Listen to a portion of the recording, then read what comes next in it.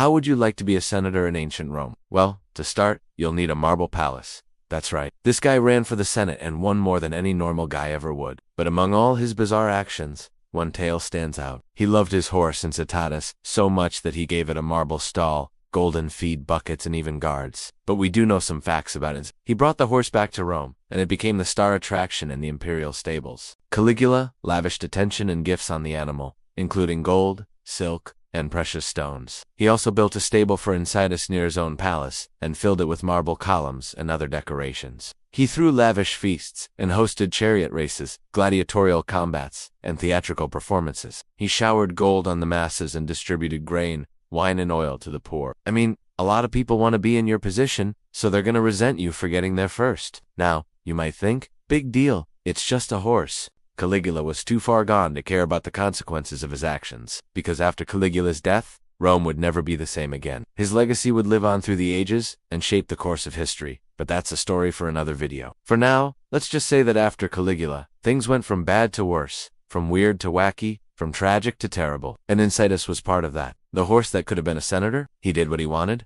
when he wanted, how he wanted, and that was that. For him, it was a grand joke, a prank, a challenge, a test, a game.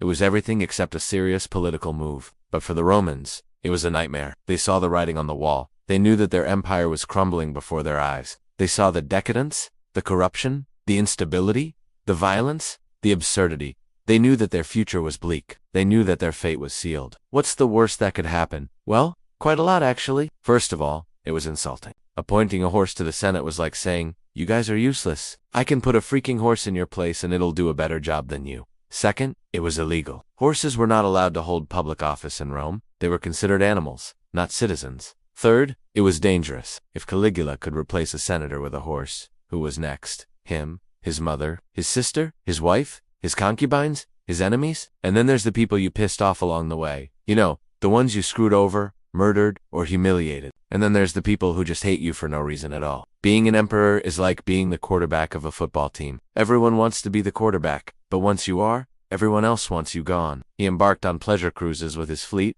visiting exotic locations and bringing back rare animals and plants. He constructed palaces, gardens, and aqueducts. He patronized poets, painters, and sculptors. He reformed the calendar and minted new coins. He expounded the empire and conquered new territories. He fought against the barbarians and subdued the Gauls. He defeated the Catti and the Carus. He crushed the revolt of the Jews. He established peace and prosperity. He appointed first servants to look after the horse, whose job was to groom him and drive him around. They despised him for his cruelty, his debauchery, his insanity, his extravagance, and his arrogance. They wanted him dead, and guess who didn't help him survive? His horse? Yes. Incitatus might have been the most pampered and celebrated horse in Rome, but it couldn't save its master from the wrath of the Roman people. In fact, it might have made things worse. According to Suetonius, these servants were given the titles of grooms, coachman, valet, and secretary. He also chained the horse up in the imperial chariot alongside him. Not much is known about the horse's early life, but according to Suetonius, our Roman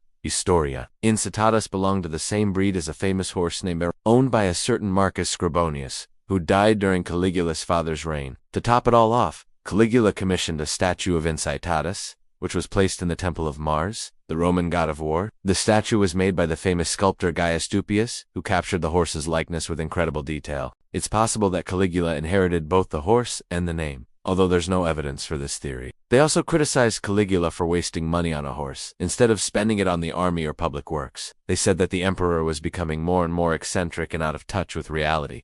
And they were right. Caligula did become more erratic and detached from his duties. He suffered from mental illness, which caused him to behave erratically and make impulsive decisions. He also developed a habit of partying hard and engaging in orgies with prostitutes. What we do know is that Caligula acquired Incitatus during his military campaigns in Germania. The exact date isn't recorded, but it was probably between 19 and 12 BC. Judging by the fact that Suetonius wrote about the horse's exploits in his book, the De Vita, published in 121, one day, he hosted a banquet in the horse's honor, while Caligula lavished delicacies upon Incitatus, draping the animal in fine fabrics and jewels. Guests were treated to entertainment fit for an equestrian king. After all, they were celebrating the most powerful stallion in Rome. The other senators? Well, they sat around watching, probably wondering what delicacies were on the menu. Because that's what you do in ancient Rome when you have nothing better to do. That's because his secret weapon was also his biggest weakness. Drumroll please. His owner, Gaius Caesar, Augustus Germanicus, better known as Caligula. Sure, he was the emperor of Rome at the time, but that's not important. What matters is that he was Incitatus. You can check the latest listings on Rome's version of Zip. Oh,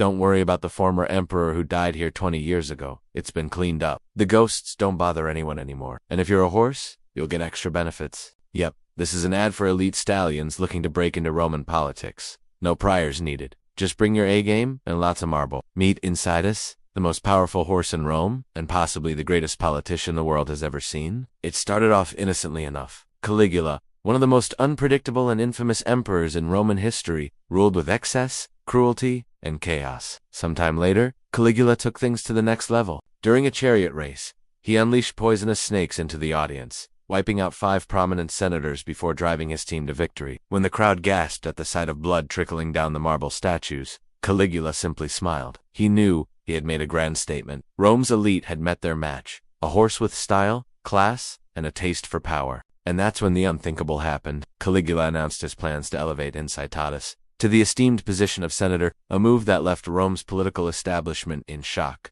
What possessed the emperor to make such an outrageous decision? How did the mighty Roman Empire stoop to such levels? We'll never know. According to Suetonius, the emperor fell in love with the horse when he saw it running wild through the forests, frolicking around and having fun. As you can imagine, this created quite a spectacle when Caligula rode through the streets of Rome in his chariot with a horse beside him. But some people weren't impressed by the horse. They thought it was weird to put a statue of an animal in a temple dedicated to a god. In fact, he prostituted himself in taverns and brothels, dressed as a commoner, and yet despite all his accomplishments and excesses, he was hated by the majority of his subjects. The thing about being a Roman emperor is that you have a lot of enemies. So when Caligula decided to take things to the next level and appoint his horse as a senator, he really pissed off the Roman Senate. In the end, it didn't matter, but they didn't know how bad it would get.